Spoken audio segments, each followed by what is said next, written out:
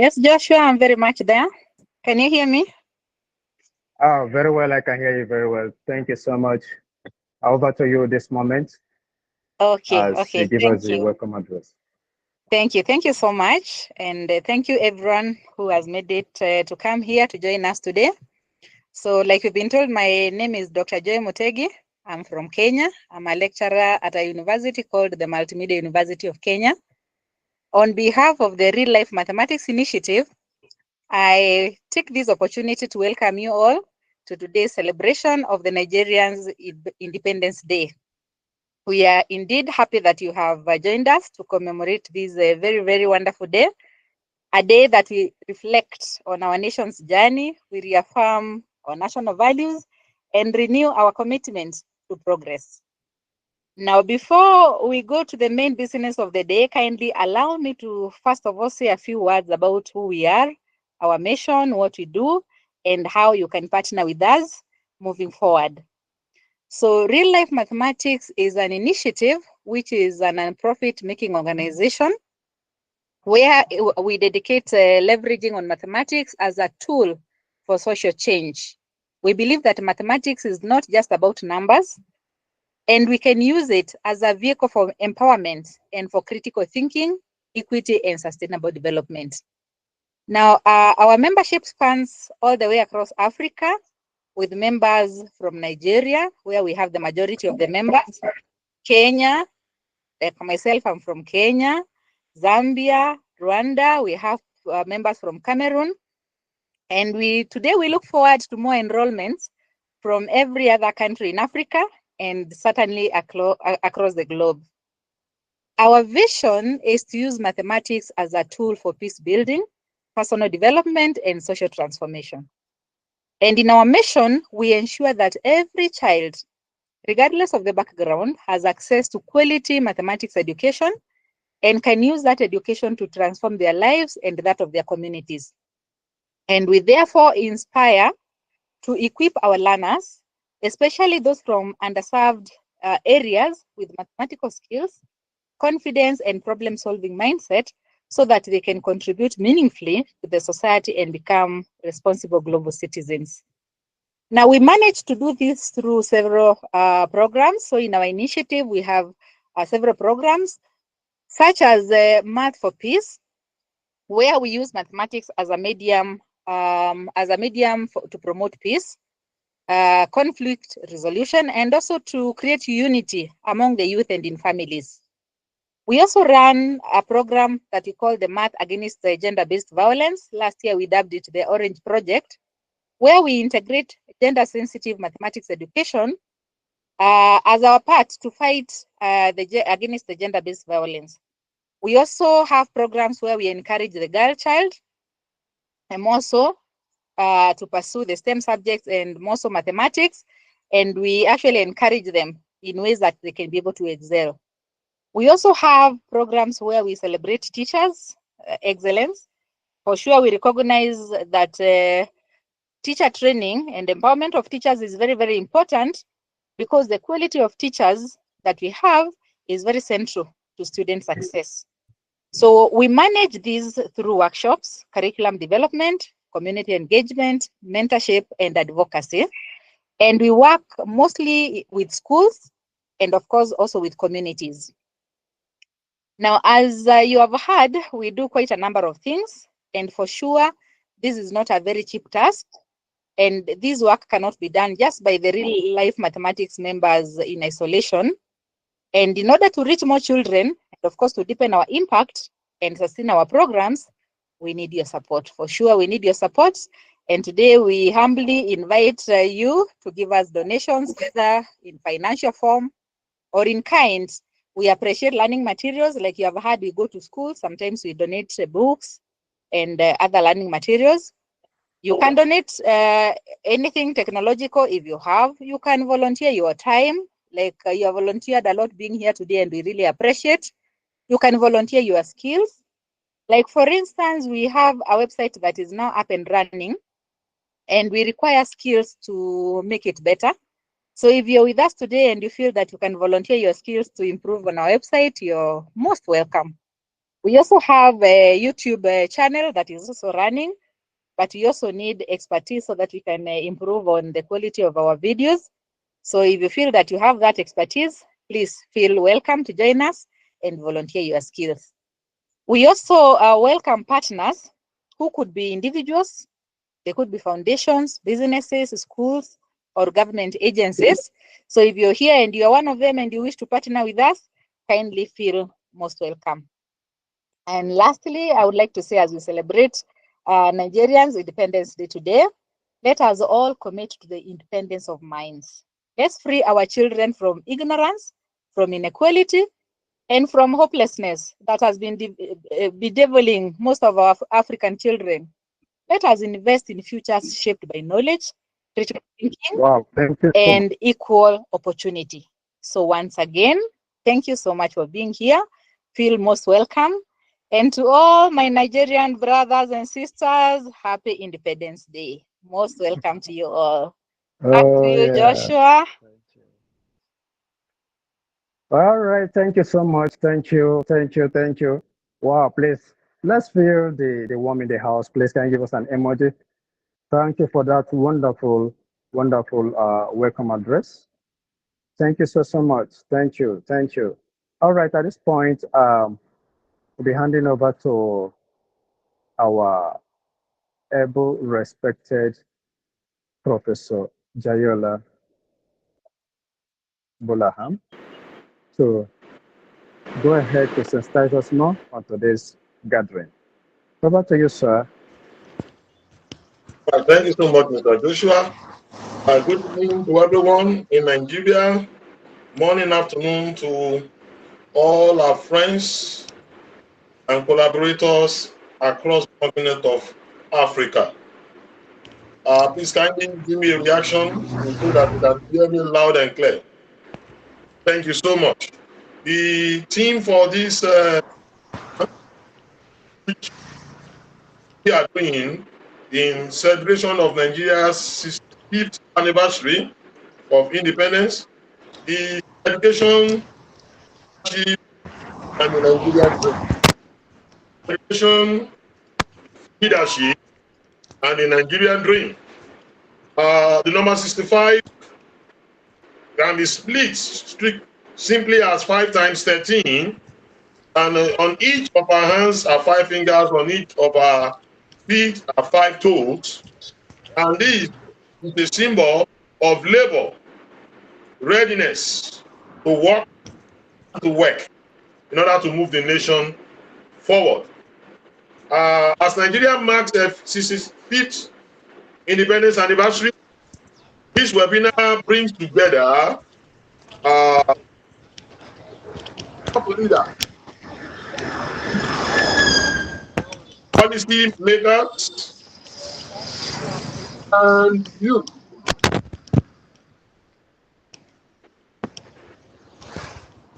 advocates to reflect on the nation's journey.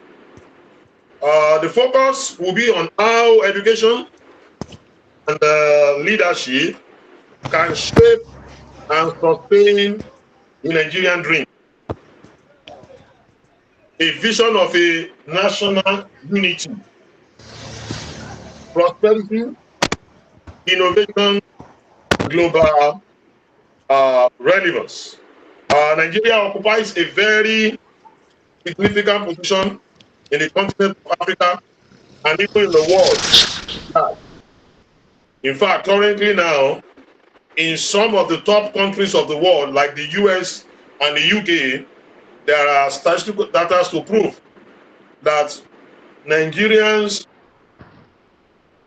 the number of Nigerians between higher education in those two countries is the highest. Education remains the bedrock of national development, equipping citizens with knowledge, skill, values to drive progress. In Nigeria, education has the potential to unlock creativity, innovation, and reduce inequalities. But this is under one condition.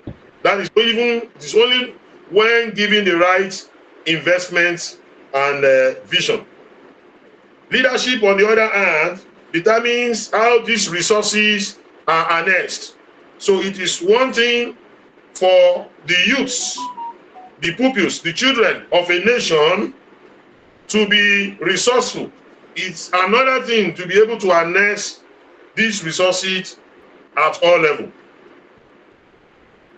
Transformational leadership that is transparent, accountable, and people-centered provides the platform for education to flourish and for citizens to realize their aspiration. A lot of youths in Nigeria today seems not to be realizing their aspiration. Why? We have some challenges in our leadership. So do some other countries as well. So one of the objectives of this particular webinar is to look at how leadership can enhance education in order for the fulfillment of what we call the Nigerian dream.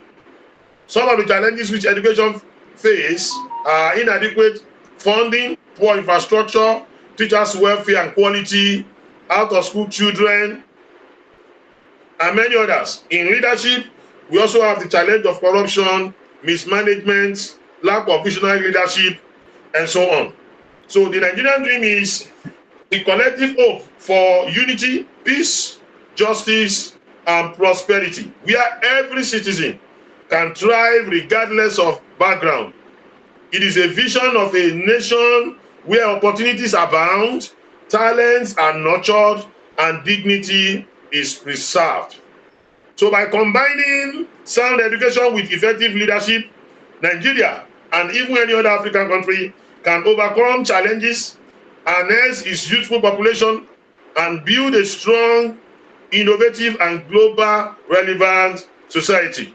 Education fuels the dream, leadership sustains it, and together they shape the Nigerian future.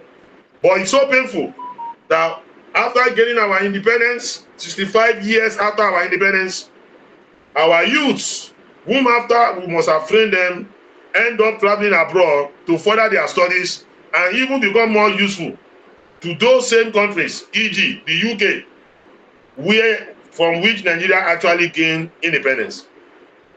So the key discussion for today's webinar will be the role of education in building a sustainable future for Nigeria, transformational leadership and nation building, defining and pursuing the Nigerian dream, empowering the next generation for national development.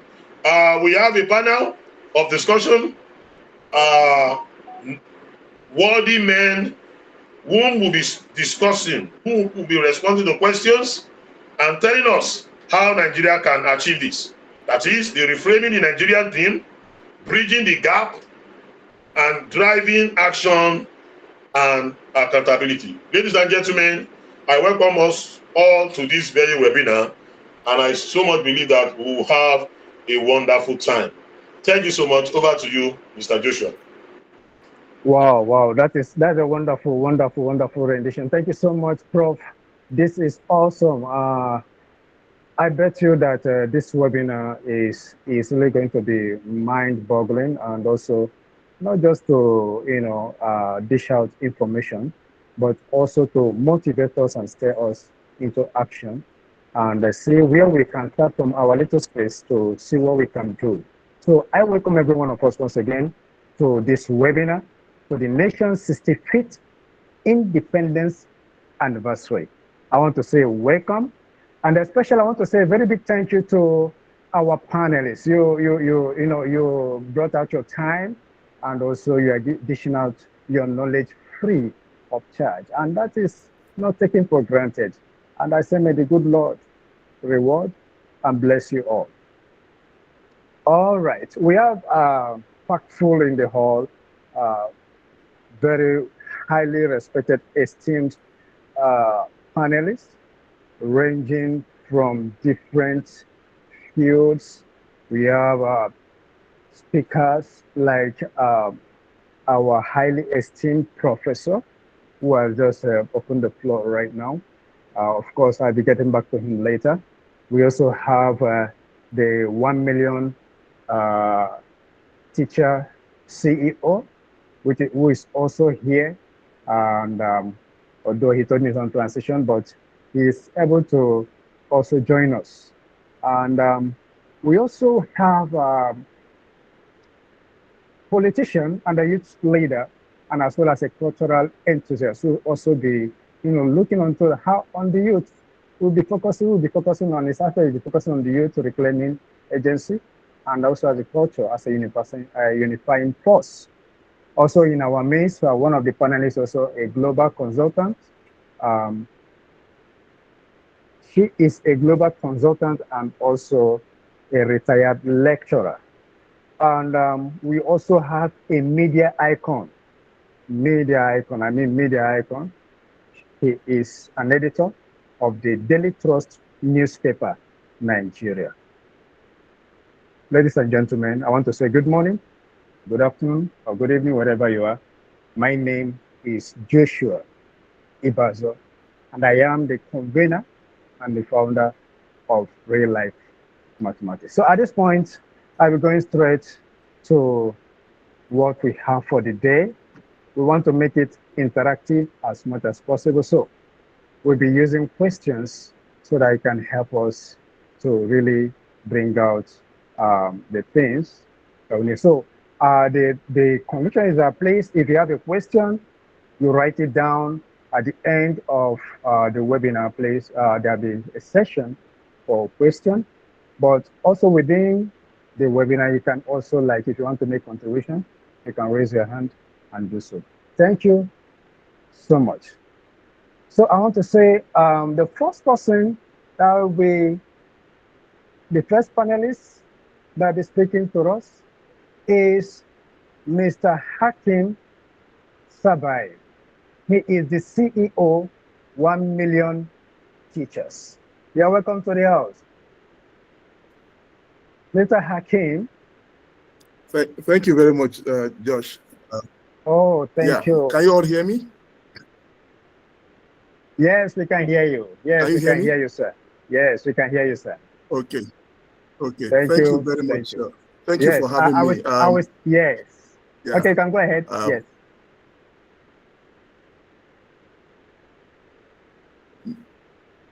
So, I mean, I don't know why I was having challenges. I had to switch laptops, switch phones to be able to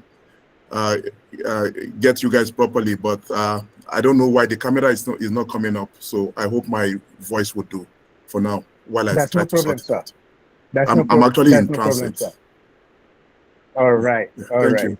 Thank you so much for your sacrifice. So, sir, you are the CEO of 1 Million Teachers Global, and that's a wonderful thing. So, sir, with millions of children out of school and others that are barely learning, how can teachers training, of which I know today 1 million teachers, which I'm also a participant, and I'm a black belter, how can you reshape education so that it produces problem solvers rather than exam passers? Yes, sir. Well, thank you, Josh. Yes, thank you very much once again for having me. Let me start by saying that I mean, our objective at 1 Million Teachers is very simple, but also very challenging. And it is about how we train teachers in order to transform the child and then in order to strengthen the nation. And I think today's topic is actually apt for what we're talking about and what we do at 1 Million Teachers. Where, I mean, we like to say that show me the level of your development as a nation. We will show you the level of your development, the development of your education system, and that level of education system is linked with the level of teacher development. So I see your teachers, I have a glimpse of what your education system is. I see your education system, I have a glimpse of what the nation is. And if you look at it, every country in the world that we all admire today that are doing very, very well, we like their systems. The first thing you want to do is go check out their education system. Is it China? Is it Singapore? Is it South Korea? Is it Finland? Canada, and so many similar countries. How are teachers treated? Because teaching, I mean, they said in a rational society, the best of us will be teachers. You understand? And that's so foundational in terms of the role that teachers play. Just taking us back to the question that you asked about out of school and about the relevance of the content. For me, it's really about adapting the curriculum to the current reality. You understand? Teachers can't give what they don't have. So when we're training teachers, what are we training them about? Is it to live in the 15th century or the 17th century, or to live in the realities of the world that we take today? For example, we talk about teachers who go into classroom where they're going to have kids that we call digital natives. I mean, these kids basically grew up with tablets in their hands. So imagine a teacher trying to, engage them without having access to digital tools themselves. How would they cope? So for me, it's the curriculum. The teacher education curriculum has to be something that is in tune with current reality. So in that way, the teachers would able to prepare the students based on that reality and nothing else. Wow. Thank you so much. Thank you so much, so much. With this, they'll be able to face the reality. Wow, that is wonderful. Wow. So I have another question for you, sir, because Yes, sir. Yeah, I'm yeah, here. the second one is, what role should teachers play in redefining patriotism just beyond the classroom lessons, so as to inspire our students to behave in and build the Nigerian dream? Sure.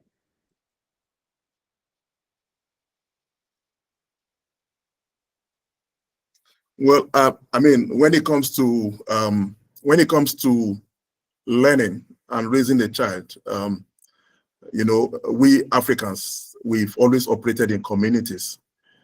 This individualistic culture that most of us are embracing due to urbanization is not it's really strange to us, and we're not doing a good job of adapting to it. I think we should go back to who we really are. We talk about Ubuntu, I am, or we are, because I am because we are. You understand? So it takes a village to raise a child. And most of what we do as educators, it's like we don't even reckon with our history anymore.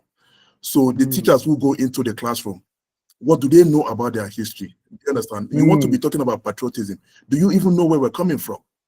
Wow. Do we know where we're coming from? So how can we begin to teach what we don't have? We can't give what we don't have as educators. So I think that, just taking from even your earlier question, and I think they're kind of linked, talking about curriculum that is relevant, but the foundational pieces of it is really that critical thinking. But there are other aspects of it. We talk about we knowing our history. It's very, very critical. I'm glad that the new curriculum has reintroduced history in Nigeria. I'm guessing that in most other African countries, we have something like that. I would say that a subject like history should be a compulsory subject for that should be within the curriculum of the teacher education. So when we know where we are, we don't know where we're going until we know where we're coming from. You understand? So that's one. In addition, in terms of even the teacher training, subjects like civics should be something that is it has like cross-cutting, should be embedded essentially into that curriculum. Character building. I mean, we all know how terrible our value system is today. So from character building to leadership, personal responsibility. But more than anything else, if we incorporate all of this and then some critical thinking and whatnot, I would say that maybe add a little bit of basics of philosophy, but at the end of the day, as educators, the students are looking up to us as models. So I think if we start with introducing some of this and then some into that curriculum, the teachers would have enough to give. And then in their own behavior, hopefully that learning has helped to shape their character, and they model that behavior in the classroom. The student, with kids, it's monkey see, monkey do. We all know that. Kids are good copycats. So, and if we all know this already, that a lot of students spend way more time in school with teachers, with educators, than the time they spend at home. Parents have gone all day, looking for means of survival. You understand? And most of them, by the time they come back, the kids are already asleep. So most of the waking moments that the students have is with the teachers. You understand? So these are powerful role models that can shape the character of the student. But let's even start from equipping them with what they need themselves, because they cannot give what they don't have. So that will be my starting point for that. Oh, beautiful. Thank you so much. These are punchy. The points here are too powerful. They're really punchy. Thank you so much, sir. I'll get back to I have one more question for you. But before then, I'm going to let me switch over to our highly esteemed Professor Jayola. Please, many young Nigerians, and also I think this is a global issue, sees mathematics as a nightmare. Math is central, is the core, when it has to do with education. It's one of the core subjects. They see math as a nightmare rather than a tool for life. How can we begin to reframe math as a pathway to empowerment and a part of the Nigerian dream, sir? Prof, this question goes to you. All right, thank you very much. Just like I will just translate some of the submissions of the first panelists into mathematical language, and you begin to answer to the question you just raised. He was speaking, he addressed training teachers to produce transforming teachers in order to produce, okay, good, brilliant, and wonderful students. That's more or less like talking about a function. So the way the policy the way they treat teachers will lead to how teachers or determine how teachers if the policymakers, the government, is harsh on teachers, harsh in the sense of poor welfare for them, poor salaries and allowances, situation whereby teachers can't make ends meet, can't survive, then such can have negative effects on students. I hope you can hear me loud and clear, everyone. Please say reaction if you can. Okay, I just wanted to be sure. All right, so when it comes to how students view mathematics, for instance, we all know that mathematics, yes, is a challenging subject, but nevertheless, it was discovered by humans, and so therefore, humans must learn how to present it properly before students. So we have to be wary of how we treat our teachers so that they can teach students well. Life is transitive. A related to B, B related to C. In fact, one of the relations in mathematics we have is if A is related to B and B is related to C, will A be related to C? Okay, transitivity. Then, how teachers inspire students. A lot of teachers do not have the right method to inspire students. Yes, as a teacher, you might have gone through the challenge of learning mathematics or any other subject in the hard way. Probably you are the bad teacher. But the fact that you are the bad teacher doesn't mean when you now become a teacher yourself, you should be bad towards yourself. Some have that mentality. They will begin to treat their students or their in a wrong way. Wrong way. Many people transfer the aggression of whatever they are going through, they have experienced, to their students. This shouldn't be so. So like the speaker said, that the community approach is very African in nature. So, and one thing about the community approach is that it's a one-to-many approach, a teacher to so number of students. So therefore, our teachers have to be very careful of how they handle students, how they present subjects to students. You can't be a teacher in a class or a lecturer at any level, primary, and the first time you get to class, you are telling students that mathematics is difficult.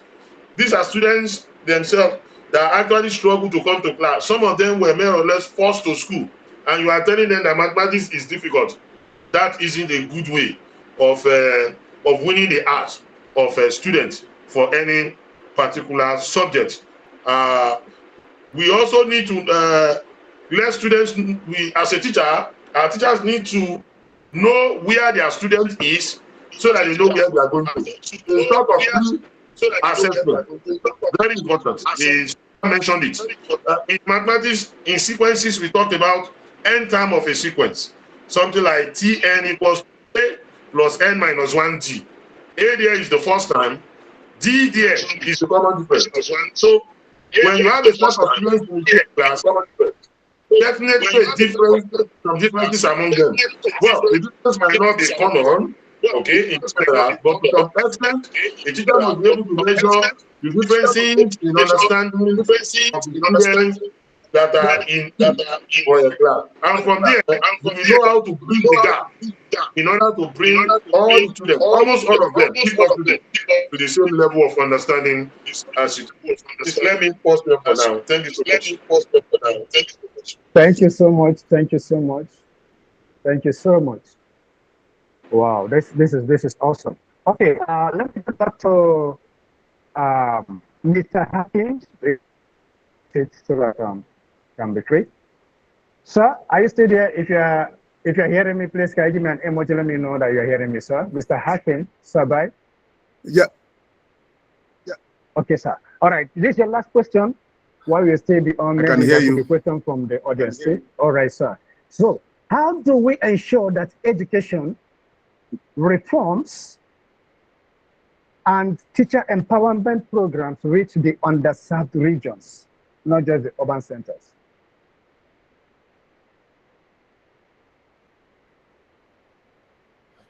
Well, I mean, okay, let me just take example from the work that we do at 1 Million Teachers.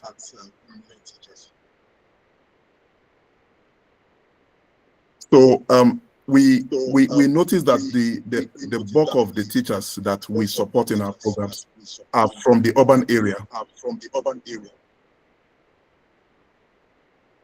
So what we did is to have what we call learning hubs, and then through those learning hubs, we were able to bring high capacity educators within our Black Belt program to take leadership role as part of that community, and they can run the learning hubs within that community and involve the various stakeholders, from school principals to market leaders and all of that. During COVID, we had a huge challenge where we set up our 506 such learning hubs in some of the challenging areas in northern Nigeria. There were places where there was no classroom. We set up under trees. We set up anywhere we could find, in churches, in community methods. So I think that's the solution that we were able to come up with, to incentivize educators within our ecosystem to support. It is very, very hard to do, honestly, because everybody wants to go to the city. They want to pursue opportunities. So for us to achieve this at government level, there has to be really deliberate investment. With the government creating incentives, serious incentives for people to want to live in those rural areas, and make sure that they are highly remunerated, make it very attractive. So if I was in government, that's kind of what I would do. I would pay top premium money to ensure that the best teachers are attracted to these rural areas, so that they can support the communities where they are deployed to. Wow. All right. This is massive. A great vision. Thank you so much, sir. Thank you so much. I don't know if Thank you. Mr. Mark Alter, is he on the call? Yes, I'm right here. Oh, thank you so much. Mr. Mark Alter is a politician. He's a youth leader. In fact, he has been an inspiration to me, and also is a cultural enthusiast. Mark, I have a few questions for you on this. Many youth feel excluded from governance and have lost faith in leadership. How can young people reclaim agency in shaping the Nigerian dream, sir? Okay, thank you very much. I know you have been a frontliner. Thank you. Yes. My name is Gaza Mark Alta. Now, in a population of 220 million people, close to 80 million registered voters, 70% of that population is youth. What have they done to reclaim leadership? Because I always tell the youth that power is not given, power is taken. If you remember, when the colonial masters were still there, it was the youth that galvanized themselves and forced the colonial masters to hand over power to the emerging leaders then. But what we see now is the erosion of what I like to call the minds of our youth. You know, they feel power should be given to them, and I don't agree. If you look at the dynamics of the politics in Nigeria, for example, President Tinubu won his elections with close to 8 million votes. The next person to him was 6 million. The next person was 6 point something million. Now, what happened to the rest of close to 60 million people that didn't turn out for the elections? And majority of them, the youth. So what we need to start telling the youth is simple. Cast your minds away from power being given to you. Strategize. Infiltrate. We have 18 political parties. How many of these parties do the youth control? And that is where you get a ticket for secondary election. So the first thing, they need to be strategic, to plan ahead, to first of all infiltrate the political parties. When they do, they should be able to choose from amongst themselves who is going to represent. You can see that the dying breed or the breed of the leaders that are at the exit lounge life now do not really care about the future. Most of them just amass wealth primitively, not caring about the future. So do you think these are the people that are going to hand over power to you? So I am of the opinion that they need to be aggressive in their approach. But by aggressive, I'm not saying they should use force or no. Aggressive strategy. When you can do that, and if the youth comprise majority of the voters, I do not see how you can impress on the demography of your political structure and how to take over power. So I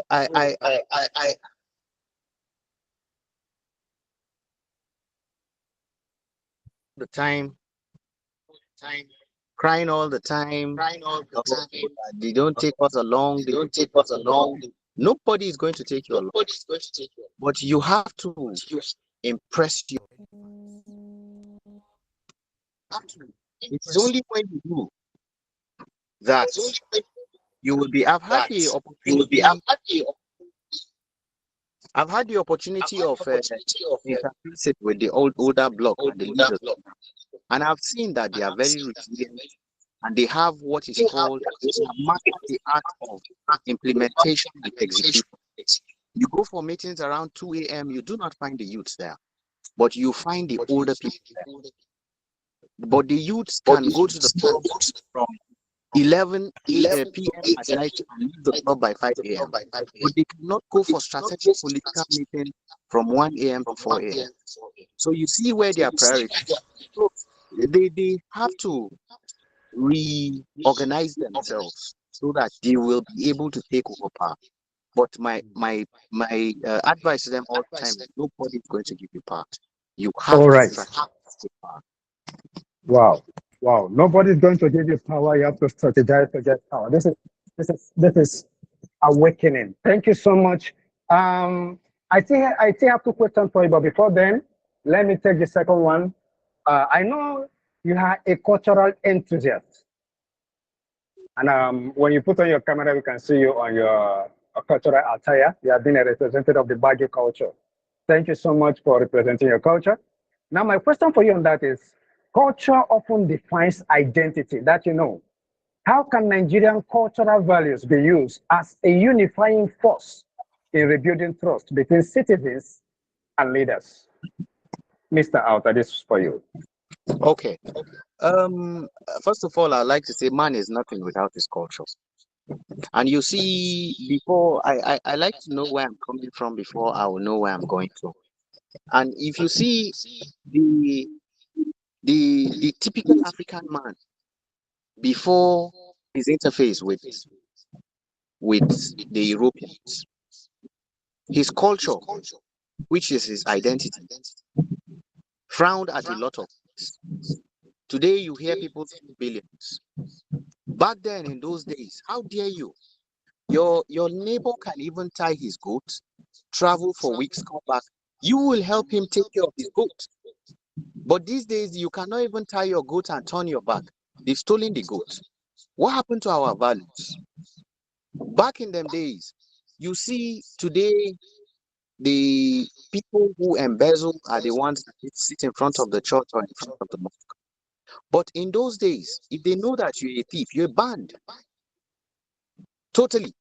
So what I'm trying to say is, if we revive the true African culture, which frowns at some of these ills that have become the norms of our society now, that I think the better for us. Like where I come from, for example, when a woman gets pregnant, she is banished from the land because she has what's that word? So the land needs to be cleansed. So they take her out of the land, though they had a place where they put them. They come back and cleanse the land. So you see, tomorrow, even the younger girls now will be afraid of getting pregnant.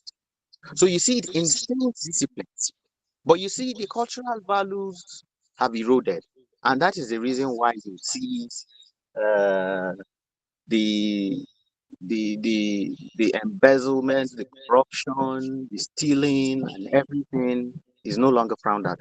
But imagine that the true African values were brought back: respect for elders, respect for the community, love and communal fellowship within ourselves. You know, so I feel we lost it when we threw away our culture. Yes, modernization, very well. But you see, most of what they call modernization now is is good for our societies, but you don't throw away your culture. You look at the Jews, for example. Their culture is well and alive in as much as they are pursuing technology. It's the same thing with the Russians, the Germans. When you hear a German speak, you know he's German. They don't throw away their values. But what happens to the true African man? And you see, it was just a way of, you know, infiltrating and taking some of the minerals and whatever it is that they took here to make us feel less of ourselves. But now that they are gone, what do? So we need to revive, have a cultural revival. Now, it is until we revive our culture, that is the only time that we'll begin to forget whether we rewrite our constitution or we do what we do. It will not, because it's people that are going to implement all these things. And Thank if you. these people are flawed, there's nowhere we're going to. So that's why I always say it is time for a cultural revival. Wow, it's time for cultural revival. That is powerful point. Thank you so much. I still have one more for you, but I'm going to come back, please. Our panelists will help us to manage our time properly. So at this point, I'm going back to Prof. Prof, please, are you still available? Oh, yes. Okay, thank you, Prof. This question goes to you, Prof. In a country where education is often underfunded, what practical ways can mathematical thinking help the youths to navigate systemic failures and still create opportunities for themselves?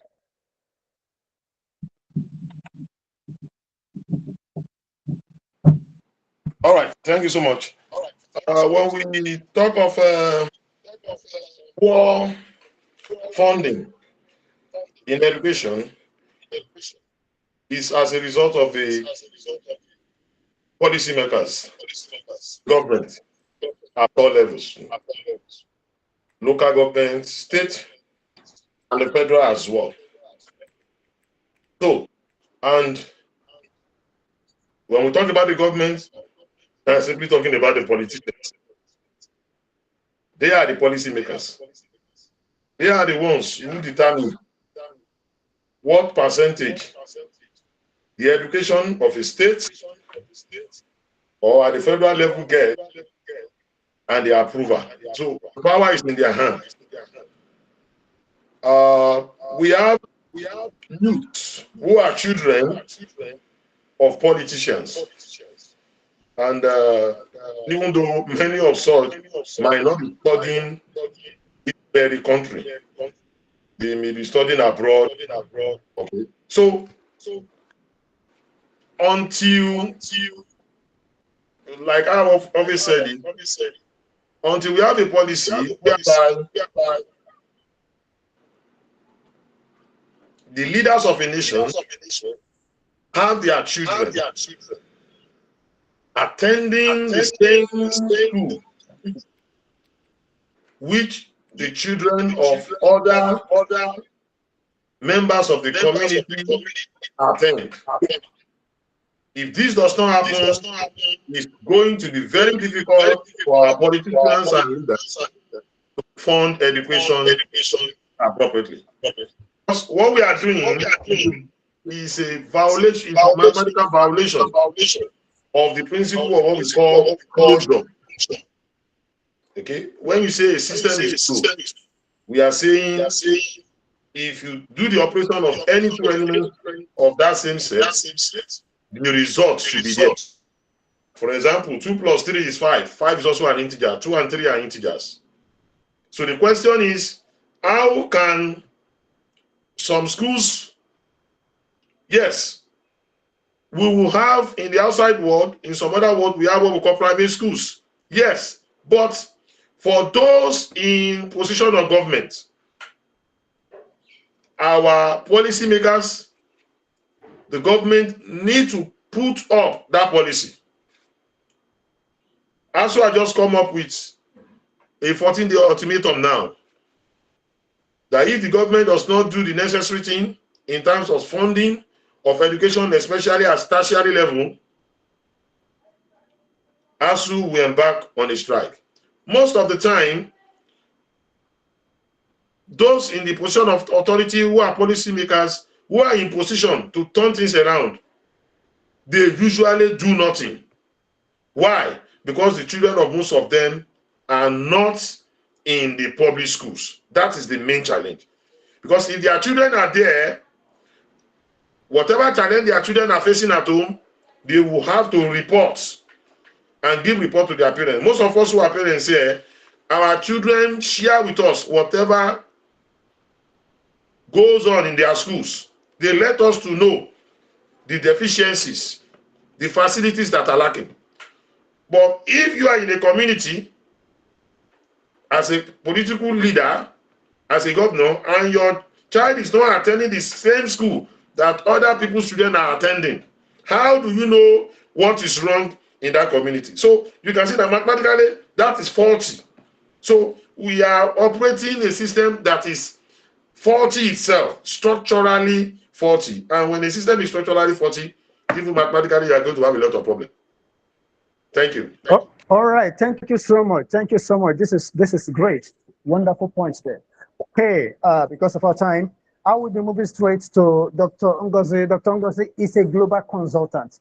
Hello, Ma. Are you there, please? If you're there, can you give me a response, Ma? Yes, I am here. Can you hear me? Oh, thank you so much for always answering whenever I call you, ma'am.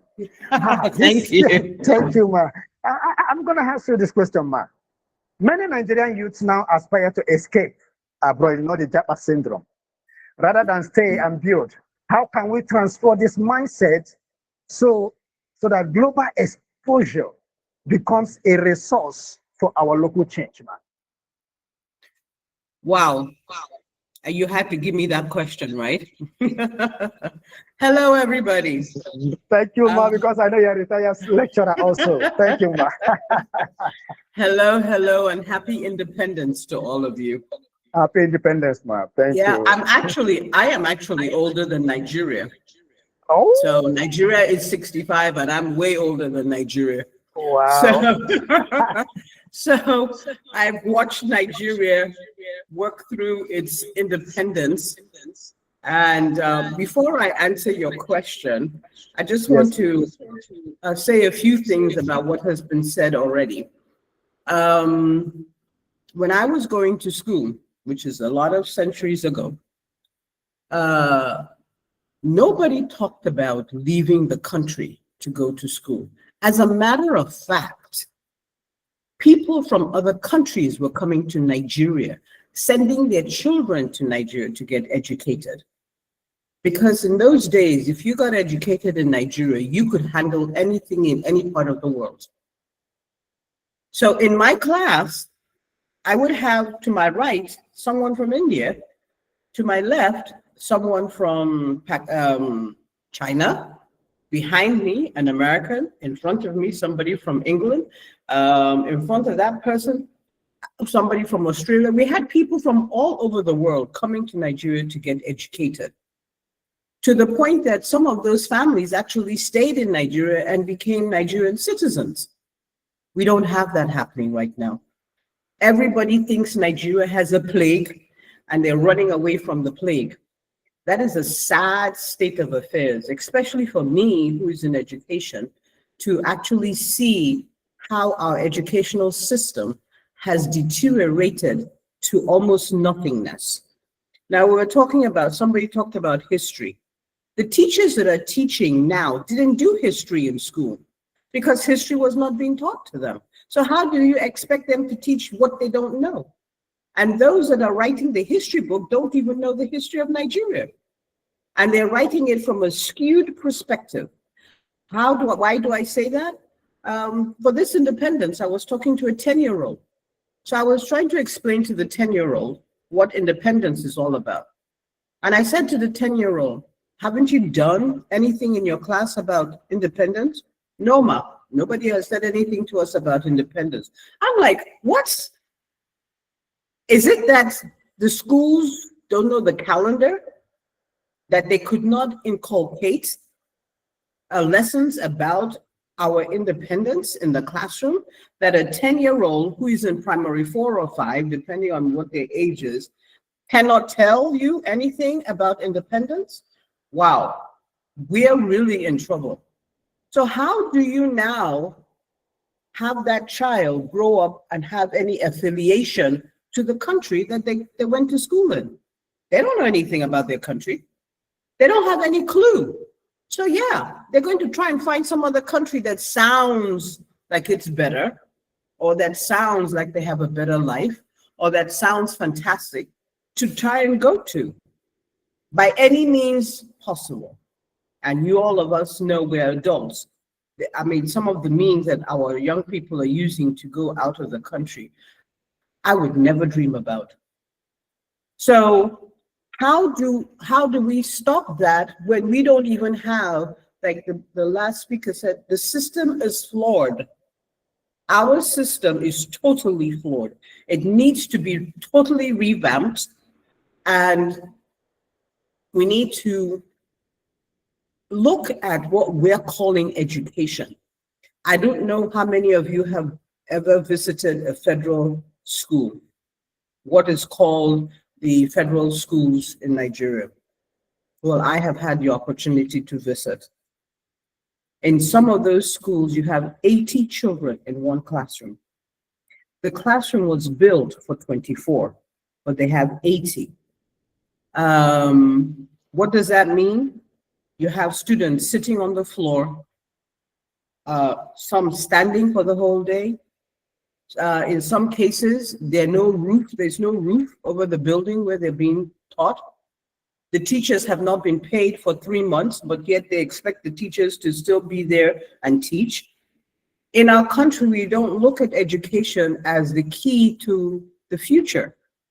We look at education as, oh, you couldn't go to medical school, so you're a teacher. You couldn't go to engineering school, so you're a teacher. So it's looked at as a fallback, not as what it should be looked at, because without education, nobody goes anywhere. And so how do we change that? Well, we have to start from the grassroots, and we have to start from beginning, and we have to go back and revamp the system. Like I don't know who it was that was saying, in the past, communities used to train children. My father was a recipient of a community training. So I know how that works. But communities don't care anymore. There are people who in communities, if you go to the chief of the community and you say to the chief, I need money to help train my child, the chief will look at you like you fell out of the sky. There's no connection.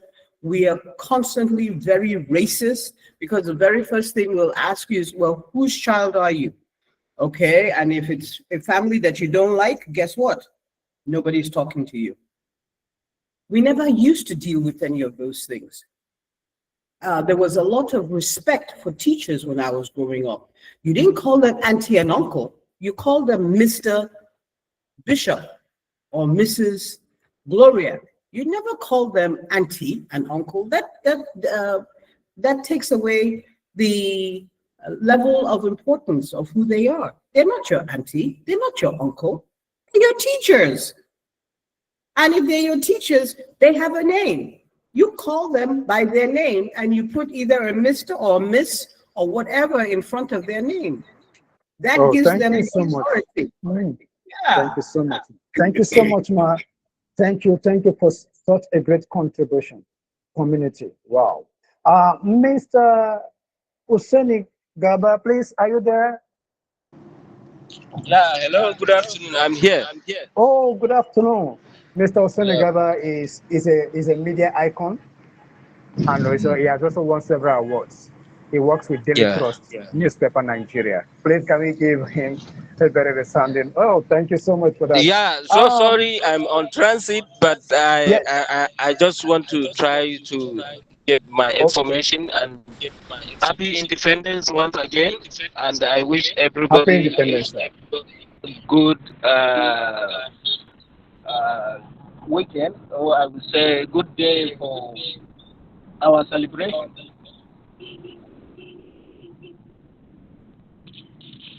Can you hear me? Yeah, we can hear you now. Thank you for the sacrifice. It's a pleasure for me to join you in the group and contribute. And I know there are some of the people who join us, especially the youth. And the theme of our topic is about the dream of our education. Yes. I just want to give a very simple mentorship to our future generation, that education is the key for anything. That without you to be educated, you can't achieve what you feel or your dream. What I remember is I visited one country. I presented a paper as a facilitator. And the country, I think, is the third in the population in the world. But surprisingly, in the morning when I wake up, the vendor was taking a paper with my picture at the front page, with my story. And the story is all about how the country can achieve what they want to do. So what I'm saying is that without education, I can't be somewhere in other country whereby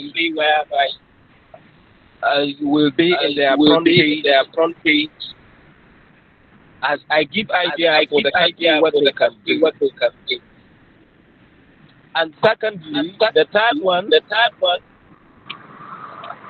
I traveled to Germany more than 3 times. I was privileged to meet the father of internet. His name is Greg Van. Unfortunately, he was a disabled person because he was a deaf right from childhood. And you know, because he was so happy, he dreamed that he wanted to become somebody with his disability. He still pursued his education. And at the long run, he became the father of internet. If you Google, you check who is the father of internet. I was happy to meet him one-on-one. I interviewed him. So what I want to encourage us to do is to make sure that we have equal opportunity with other disabled people, be it men or girls. We need to encourage them in whatsoever we are doing. Because among the disabled people, they are talented and they can help us in dreaming our achievement of good quality education. Wow. Thank you. I have to cut in here, Mr. Hussein. Thank you so much. That is wonderful. And I think I'm making a proposal to you right away, straightforwardly. I think we're going to have a partnership on that disability, mathematics for the disabled. Okay, I'm coming to that area, sir. Good.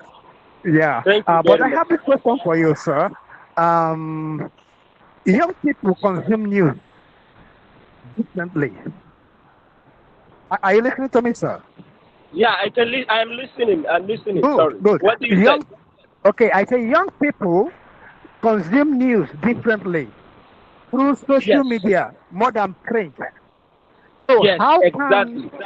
How can traditional media adapt to engage these young people in meaningful conversation about leadership and education, just as you have pointed out, please?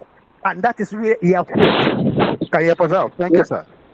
Well, my advice is if actually we are going to engage ourselves for a media awareness campaign whereby we encourage our people who are much more getting much of their time on social media.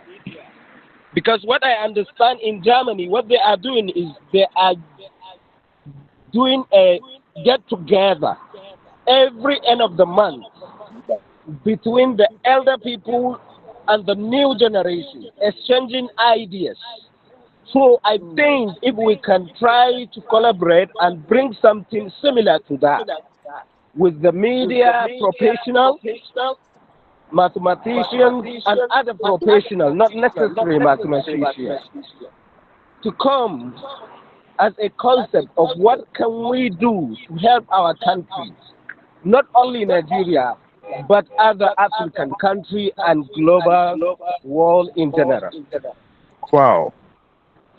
So that is my suggestion. Thank you so much. I think at this point, real life mathematics is taking a front line on it, and I would like to partner with you particularly because in the media. Great.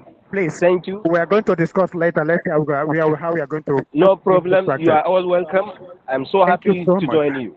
I also want to put forward such partnership with Mr. Hakim Sabai of the 1 Million Teachers, so that let's see how we can join forces together to make I the will be change happy we need. if he can help us to do that together. Thank you for the acceptance. Thank you for the acceptance, sir.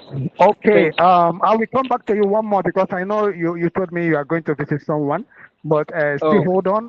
But I'm not asking you the question right now. Let me just move on back to okay.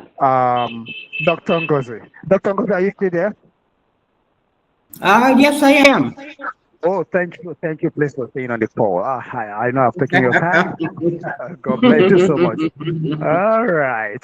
Now, ma'am, Yes, Nigeria's sir. challenges often mirror those of other developing nations. You had Mr. Seni talked about that. From your global experience, what lessons can Nigeria learn in using education and leadership to create a national dream? Because I used to ask myself, what is the Nigerian dream, ma'am? And you're older than Nigeria. Thank you. That's a good question. Yeah. Well, first of all, we have to understand that parents are the first teachers that any child encounters in their life. So if we as parents don't do a good job, guess what? The teachers in the school systems cannot correct what we parents did not do right. And if we understand that as a premise, then we can start now to look at how can we revamp the system that we have, understanding that a flawed system doesn't take us anywhere. And until we are honest with ourselves, we have to be honest. We have to tell ourselves the truth. We are not doing a good job. I mean, I don't care whether we are the richest, we're one of the richest countries in Africa and probably in the world, but we are not using our riches for the purpose that God gave us those riches.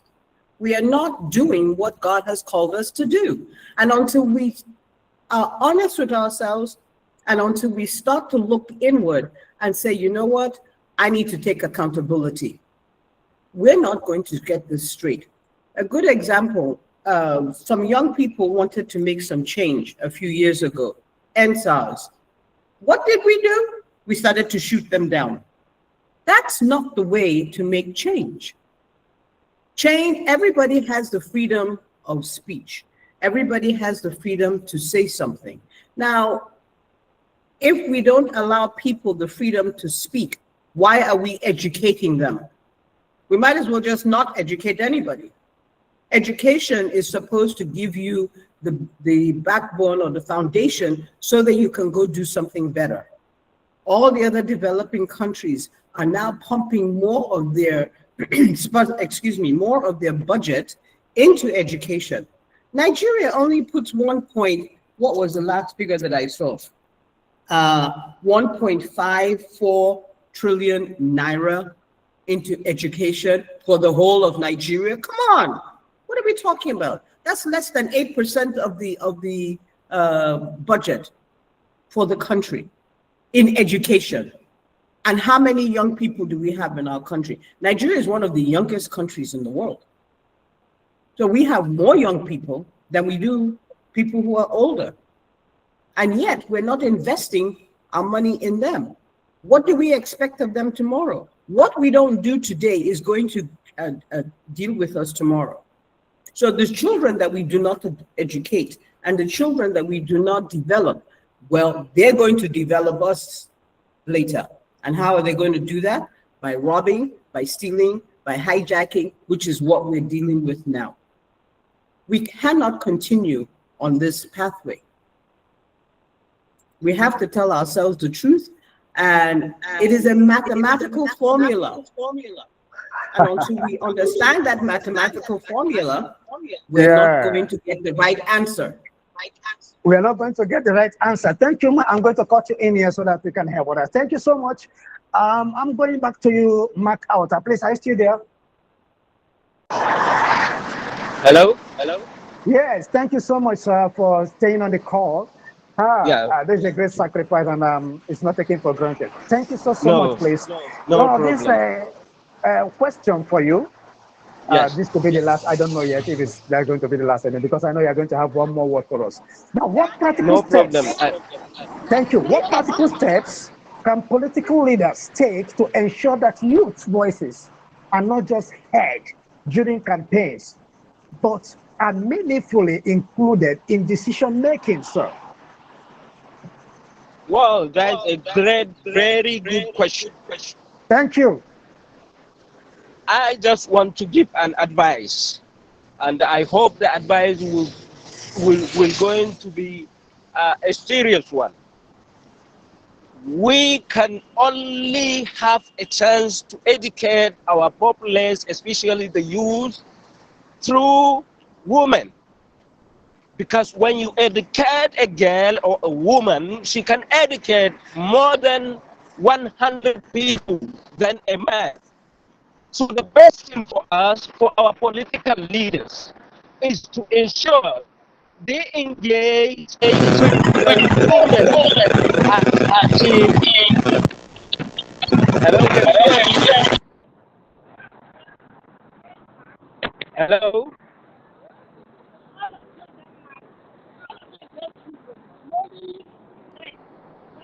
Hello? You can go ahead. Sorry for the interference. You can go ahead. It was someone that on his mic.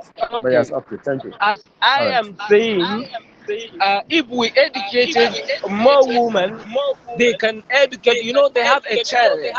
What I mean a chance is when a woman be educated, even at her own house, she can educate more than 10 people than men.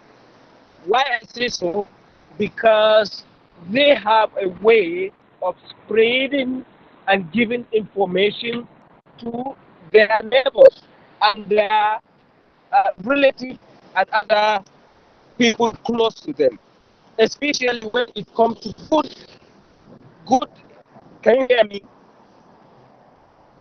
Hello? Well, we can hear you. Go ahead. Yeah, especially, you know, during the campaign of all the political parties in Nigeria, if you observe it, when they are doing house to house, they engage more with women than men because women can enter into the house even if, for example, they will not have permitted as men to enter another person's house. But women have more access to enter into house to house. So for that, I'm advising our political leaders and other Nigerians that if they want to have a good way, they have to engage with women at least 60%. Because I was in a country where I saw a girl going to school to have education with a police officer who is escorting her with gun. Their parent is just to make sure that girl education equal to men. So I believe if we engage with this percentage, we can help our country. That is my advice. We can help our country. Very great. Thank you for such a wonderful advice. Thank you. Yes. And Thank you. please, so that we can manage our time, let's make it brief. If I just call your name quickly, Mr. Garba Hussein, please, are you still there? Yeah, I'm still there. Okay, right? Please just make it brief. In holding leaders accountable in our nation, where should Nigerian media, which you are part of, draw the line between criticism and constructive national or rather nation building, please? That is, you are talking about accountability? Do you get my question? Yes, in holding leaders accountable, where should Nigerian media draw the line between criticism and constructive nation building? Well, we cannot going to be achieved if always we are criticizing our government or our leaders. But it's not a bad thing for someone to advocate for accountability. And, you know, there is what they say, follow the project. If there is budget, for example, for a Ministry of Health or Ministry of Education, and that budget the money was not used for that purposes, that we can criticize the government, or we can pursue those who have the project and they have not done it. That is the best and the only way we can achieve. Because no one, even if you have a wife in the house, if every day she is going to complain, you are not giving her this, you didn't give her that, and at the end of the complaint, you make sure that you supply her with all what you need, I don't think you are going to have crisis in your home. So that is my advice. Thank you so much for such a Yes. wonderful advice. Thank you, thank you, thank you. This is great. This is great. Yeah. All right. Thank you. I don't know if Mr. Sabai is still available. I think let him just give you the last. Are you still there, Mr. Hakim? Okay, maybe he's no longer on the call because he's on transit. All right. Yeah, I'm here. I'm here. I'm here. Okay. I'm Yeah, here, yes, Joy. sir. Yeah, all right. Thank you. Thank you. I'm on the I call. just want to. Oh, yeah. I'm on the Okay, call. sir. Thank you so much. I'm still All on the right. call. All right. I think this could be your last, although it's not part of what I wanted to ask you at the beginning, but from the submissions so far from our panelists, talk about teachers.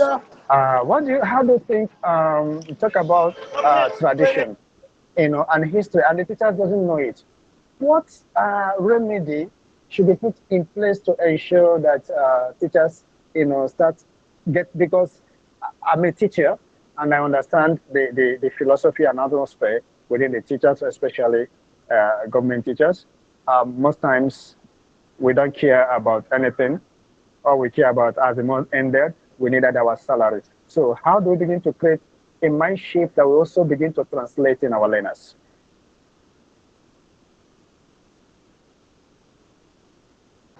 Hello, can you come again with your question? You talk about traditional rulers, or you talk about how are we going to sort it out within Okay, ourselves Mr. as you as a teacher? No, Mr. Gaba, this is not for you. This is Mr. Hakim. The question is for Mr. Hakim. This is Okay, yeah. okay. Thank Oh, you. Yes. So, Mr. Hakim, did you get my question? Okay, maybe network has a. Yeah, you said how do let me let me just rephrase. Okay.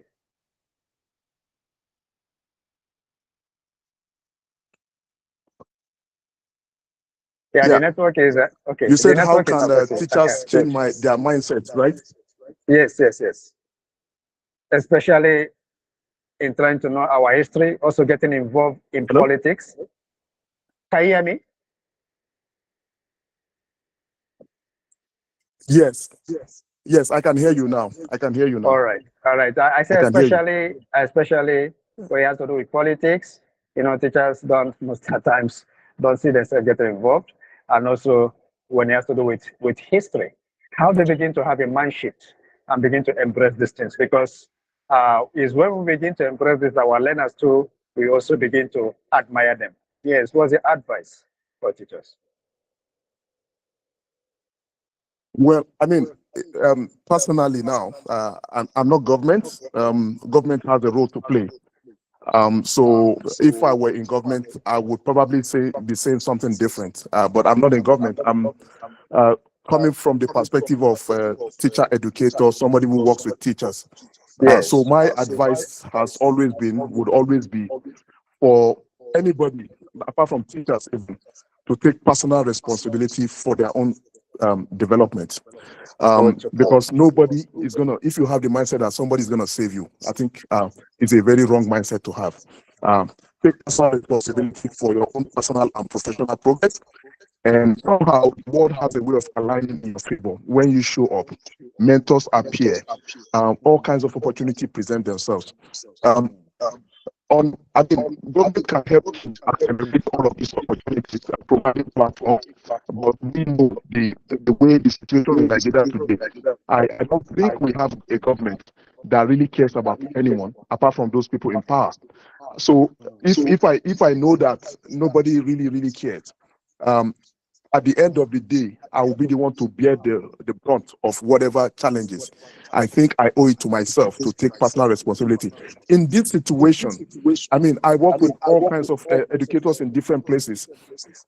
As bad as things are, we see teachers. I mean, Josh, you are one of them. We know many within this ecosystem who are doing amazing stuff despite all of the numerous challenges that we've all highlighted. So it's easy to sit in your own corner and say, hey, this has not been given to me, this has not been made available to me, therefore I'm not going to be this or that. At the end of the day, you are going to get the brunt of it. So my advice is go do whatever it takes to develop yourself. You understand? Do whatever it takes to and then the develop world aligns in your favor. That's my personal advice. Thank you so much. Thank you so much, sir. This is powerful.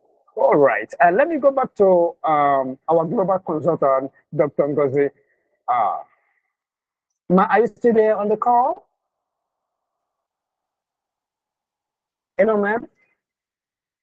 Are you calling on me? Yes, ma'am. Oh, sorry. I stepped away for a minute. I apologize. All right, no problem. Thank you for your time. Thank you for your sacrifice. Yeah, this is the last for us so that we start summarizing because of time. All right. No problem. Now, if you were to design a blueprint for aligning Nigeria's education system with its leadership goals, what would be your 3 priorities? My 3 priorities will be leadership, leadership, leadership. That will be my 3 priorities. Because why do I say that? Okay. All right. When you are a leader, you know how you're taught how to think. You are you are rendering service to your community. You are also being creative in what you do, and you are open to suggestions. So if we're going to teach an educational system for the future, we have to start now to teach young people how to be leaders. There has to be a curriculum that actually is leadership bound. Our curriculum today is not leadership bound at all. There is nothing in the curriculum that gets a child ready to be able to handle anything that they're going to meet in terms of life skills in the future. Nothing. No, absolutely. Our curriculum is so devoid of growth and is so devoid of development. There is no critical thinking in our curriculum. None of that. You need that to be a leader. So how are we going to groom people to be leaders for tomorrow when we are not even teaching them what they need to know today? This is powerful. This is powerful. Wow. This is powerful. This is powerful. Wow. Thank you so much. This is very, I don't know how to describe it. Wow. You're welcome. Then lastly, before I go to Prof, Mr. Hakim, can you still hear me? Mr. Hakim Sabai of the 1 Million Teacher, are you still there? I'm here. I can hear you. All right, sir. This is not going to be a question. This is going to be a plea. On behalf of Real Life Mathematics, I want to play it. Can we co-create materials? Because our goal is to project mathematics, as a tool for all these scenarios. So please, I want to plead, I want to solicit. Is that possible for us to co-create? And then we have that on the 1 Million Teachers training program. We will be extremely delighted to support this initiative. Wow. When we talk about the foundation of critical thinking, so basic numeracy, basic literacy is fundamental. And math is everything, honestly, even though most people don't even realize it. So I'm all for it. Wow, thank you so much. I just put you impromptu. I added, yes. Wow, thank you. Joshua, let me just add something to that. Most of our children today don't know how to read.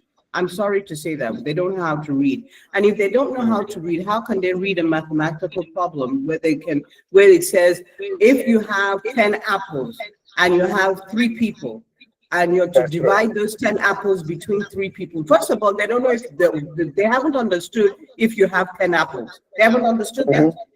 So how are they going to learn how to divide it amongst the 3 people when they haven't even gotten the concept of, oh, apples, what does that look like? We don't do any math games with our children anymore. It's all rigid. Everything is so rigid. Yes, and if you, I don't know about you, but I love math. And it's because of how I was taught math. Math is a game. It's life. It's everything around us is created by using some mathematical formula. Even our houses are built with mathematical formulas. Our cars have 4 wheels instead of 2. Our bicycles have 2 wheels instead of 10. I mean, there is a mathematical formula to everything that's created on earth. But we do not include that or make it inclusive in what we say to children. I hear parents say to their children, "Oh, I hated math when I was a child, so I know you're going to hate it." You've already destroyed the child. That is true. Yeah, everything you do in life has a mathematical formula to it. It's a mathematical inclination. Thank you so much, ma'am, because of our time. Yes. This is wonderful. I understand what you're saying. I have been with parents. I think what you say is practical to me. I have seen parents that come to me. Let me even tell you one of the parents came to me and said, "Is she the mother?" I said, "This girl took after her father. She doesn't know because her father." I laughed. I said, "Don't worry." But today, the girl is a high flyer because by the grace of God, God has helped me that there is no student under my tutelage that doesn't appreciate mathematics. I'll be able to have math song. I have also have math poem. Name it, I have them.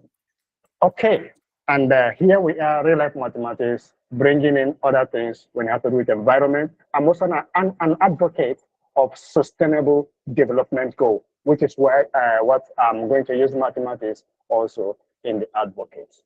So thank you so much. I think we are doing so much great. All right, let me not just talk about myself. Lastly, let me move on to our prof who has been helpful to us. Prof, please, what do you have to say concerning mathematics in all of this thing that we have just talked about in summary? Okay. Just like there was a lot of talk on the leadership, you cannot underestimate the role of leadership in the development of a nation, of its people. Just like what an operation is to a set is what leadership is to its people. Imagine removing operation on numbers, then you don't enjoy how those numbers interact well. 2 plus 3, 2 times 3, 4 plus 5. Okay, it is the operation of addition, summing, multiplication, times that makes you have a feel of how these numbers interact with each other. So also, when you have a set of people and you do not have the appropriate operation on them, by appropriate operation we mean appropriate leadership. Right now, with the system of government we are operating in our country, which is democracy, our style of leadership is politically inclined, is politics inclined. And the kind of politics we practice for now is not helping us too much. The fulfillment of the Nigerian dream, which is the collective hope for unity, peace, justice, and prosperity, where every citizen can thrive, regardless of background, might not be achievable. We just had a young lady, 29 years old, a broadcaster, a lawyer by profession. She got killed in a home. She was in a house due to breach in security. She was killed. The security men called upon the police. The police did not surface up. She was rushed to the hospital. She got to the hospital. They said they were not going to attend to her because they needed to identify her.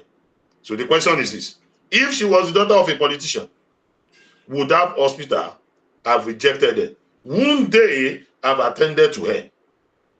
If she was the daughter of a politician, would the police not have responded? You see, so today now, for you to be part of leadership in Nigeria, you need to be very rich. If you have the money, you can contest for positions. If you do not have the money, you can't contest. I tell you, it will be easier for a genuine graduate in Nigeria who has the intention of contributing to leadership. It will be very difficult for us to get to some positions politically compared to an internet fraudster, popularly called Yahoo Yahoo. Yahoo Yahoo boys will find it very easy to contest election in Nigeria than our graduates, our first-class graduates. Very true. Very it's true. a very serious matter. Very, very serious. Our political class have a lot of work to do. They need to be genuinely, they have to be very sincere with themselves, just like Dr. Ngoti said. We are currently not operating with the right leadership structure, political structure. That's what I want to finish with today. Wow, thank you. Thank you, Prof. Professor Jarela is the third occupier of Pastor E. Adeboye's Professorial Chair of Mathematics, University of Lagos, Nigeria. Thank you, Prof, always being around. He has been our guiding light when it has to do with real-life mathematics initiative. I don't know our time.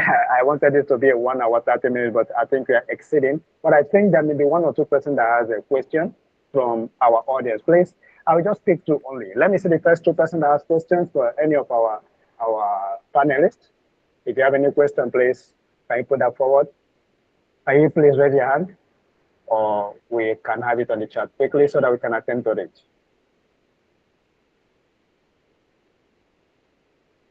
Do you have anyone that has questions? Okay, there is none. All right, and at this point, I want to say very big thank you. But before then, I'm handing over to Ivy. Ivy, please, can you give us some announcement before we begin to call it a day for today? I think it has been a wonderful webinar. Please, if you enjoyed today's webinar, can you give us a reaction? Personally, I enjoy the webinar. It is eye-opening and motivated. Thank you. Yeah, Ivy, are you there on the call? Ivy is from Rwanda. How is Rwanda today, Ivy? Yes, Rwanda is good. Everything goes well. Okay. And good evening to everyone. Yeah, quickly.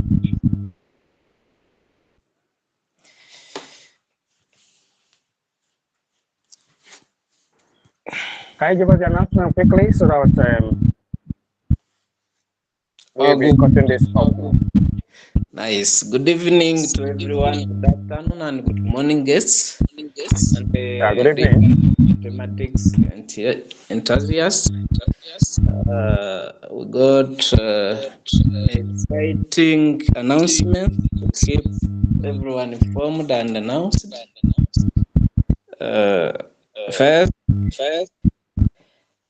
we have social media platforms for the audience to follow, like, and share to others. We use website. We are on Facebook, Instagram, and Twitter. And we have a YouTube channel that you can like, you can follow, and share to others. That's about the first announcement. The second is about Mass Against Gender-Based Violence. We have an upcoming event marking the 16 days activism against violence against women. That is coming up by November. So be present.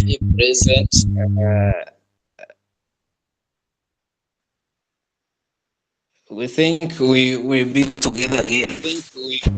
Actually, we are calling for support as we be giving out custom materials to students at the basic level. You can donate some books, 5 books, 10 or even more. And each book is paged 1,000 naira. So you can give 10 or you can give 5 or more, and so on. And for financial contribution, we have an account in UBA Bank, whose name is Your Life Matters. Okay, Ivy. Hello, Yes. Ivy. Can you hear me? Yeah, please. What you are going to do for me now? Can you just put it on the chat box so that Okay. everyone can see? Just copy them and put because of our time. Thank you so much for this a wonderful announcement. Like you just said, we have an upcoming event by the month of November. That is by next month, which is Mass Against Gender-Based Violence. We want to use the opportunity to uh, distribute some learning materials to students. So please, you can be part of it. We pegged it at 1,000 because we want to customize the books. I know there are some write-ups we want to put there because we want to project mass at the first. We want to use that for advocacy, for empowerment, and also for learning. These are the three purposes of this. And we would like you to, support this vision and also everything that we are doing. Also, just as you have said, the vision is wide and big, and we need volunteers. You can as well reach out or DM me, and you can just DM me through the WhatsApp or after now.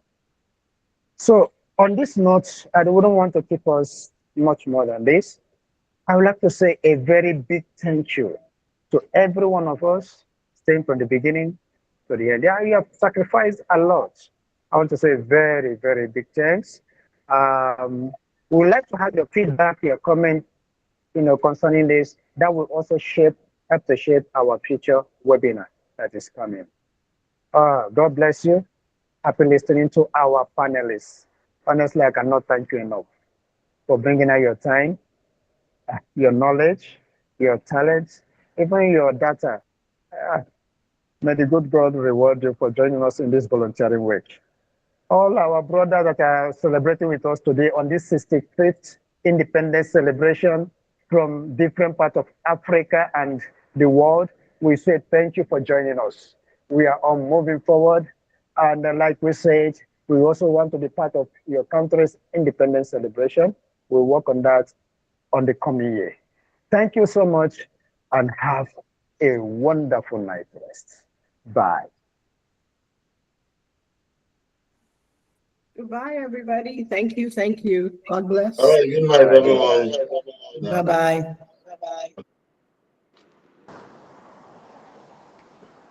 Bye. Thank you all. All right, bye.